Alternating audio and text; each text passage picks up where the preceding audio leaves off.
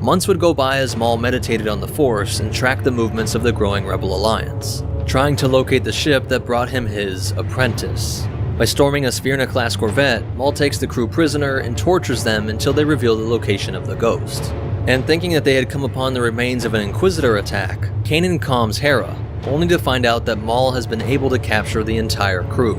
He promises to release them all, in exchange for the Sith holocron that they had taken from Malachor, but also Kanan's Jedi holocron. Seeing his love Hera so close to execution, Canon agrees, an example of why the Jedi of old warned against such attachments. Jedi holocron. Give that to me as well. Kanan, no. Fine.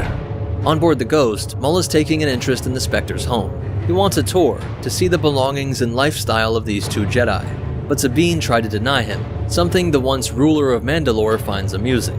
Mandalorian, you of all should trust me. For did I not once rule your people?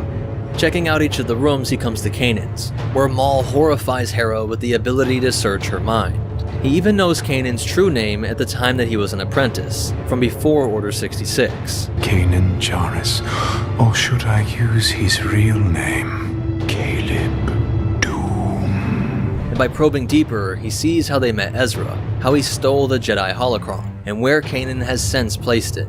While Maul tries desperately to open it up, his droid guard assistants are watching over the prisoners. These are militarized versions of the RIC-1200 tour guide droids that once provided a friendly face to visitors of Mandalore. Not the best combat automata, the crew are able to dispatch them and hide from the fallen Sith.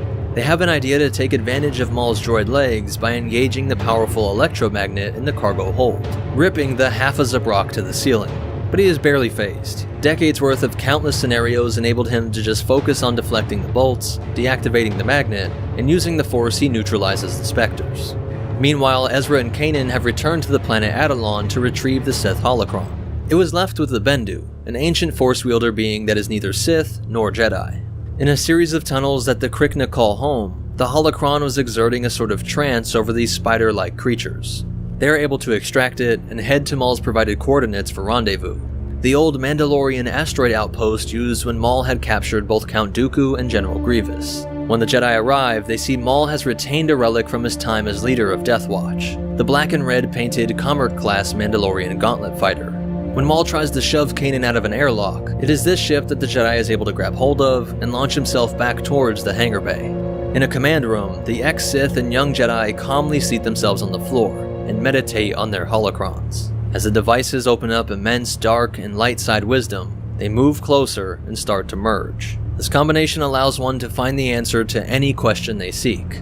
Both wish to find the key to destroying the Sith. As the Force provides glimpses for the answer, Maul grows frantic as he only sees his ultimate fate. I see nothing, only oblivion. While Ezra starts to see a planet with two suns, Maul pushes him to peer further beyond the veil, but the Spectres arrive, and Kanan's encouragement pulls Ezra back. The ritual is broken, creating an explosion of Force power, and in the confusion Maul escapes, nearly driven mad by the glimpses that he saw. In a voice full of anger and insanity, he keeps repeating one phrase. He lives. The Spectres would carry on their fight against the Empire, but this ritual of combining dark and light sides has intertwined the minds of Ezra and Maul, similar but less powerful than the Force dyad connection between Kylo and Rey. Memories were shared between the two, and a bond across time and space was made. Maul saw the secret rebel base, and Ezra experiences both audio and visual stimuli of Maul's presence. He isn't there in the sense that others can see him, but Kanan doubts that this is merely a hallucination or Force vision. Maybe it was some kind of Force vision. Maybe. Although they try and move on and prep for the liberation of Lothal, Maul appears again, and in such a convincing way that Ezra attacks him and would have struck him down if Kanan did not intervene, showing Ezra that this was just a fellow rebel. When the Jedi go to seek guidance from the Bendu, Maul shows himself in the flesh and explains how their minds have been intertwined. When you abruptly severed our connection with the holocron, you mixed up the information. You learned a bit of what I want to know, and I learned a bit of what you wanted to know. He says he will only take the Jedi alone, but they will work together to complete the vision they shared. Only this will give them the answer to defeating the Sith once and for all. but by using Ezra's comlink, the Spectres were able to track him to the planet Dathomir. On his homeworld, Maul tries to bond with the orphan boy by relaying the past of the Great Witches, his family that were all killed by the Empire, their Night Sister magic seen as too powerful. The answer given by the Force is in their minds, just fragmented and separated.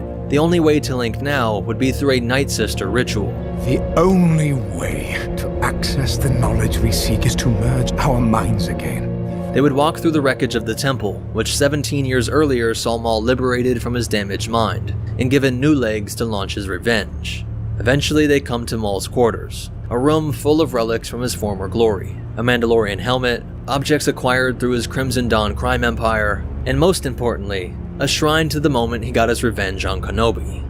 Mandalorian artwork of the beloved Duchess scarred on the eyes and throat, while below rested the very blade used to kill her. The blade used to symbolize the unification of the Mandalorians was used to honor the moment of their fall. Maul explains that he has been training in the Night Sister arts. He learned that the altar that rebirthed him and Savage was their source of power, the wellspring of the planet's naturally generated dark side magics. With a potion, they could merge their minds, and together see that vision that was interrupted. Maul's glimpse reignites a thirst for vengeance that he had thought stolen from him. All official reports state that General Obi-Wan Kenobi, leader of the 212th Attack Battalion, was killed by his own men after it was revealed that the Jedi tried to take over the Republic. But the holocron vision showed his archenemy was alive, and with this ritual, he could learn the old Jedi's location. It ends where it began, a desert planet with twin suns. Both were answers to the same question, how to defeat the Sith. As Luke would help turn Vader to the light, it would be Obi-Wan that led Anakin's son into the Jedi path. But the trapped spirits of the Night Sisters wanted to be paid in blood for use of their arts, to use that life force to come back. Maul warns Ezra that they will try to possess the flesh, but Canon and Sabine are caught. With the characteristic green magics animating the body and flowing out of the eyes, they try to kill Maul and Ezra. They are forced to run, with Maul showing the Jedi that his friends are trapped to the temple grounds, that they must take the chance to embrace their destiny and seek out that which can destroy the Sith. Ezra's denial infuriates Maul. Forget the past! Forget your memories! Forget your attachments. We can walk that path together as friends, as brothers. As Maul runs off to the world which all those years ago he revealed the Sith to the Jedi, Ezra runs back to save his friends. In doing so, he cuts into the altar, causing the spirits to dissipate.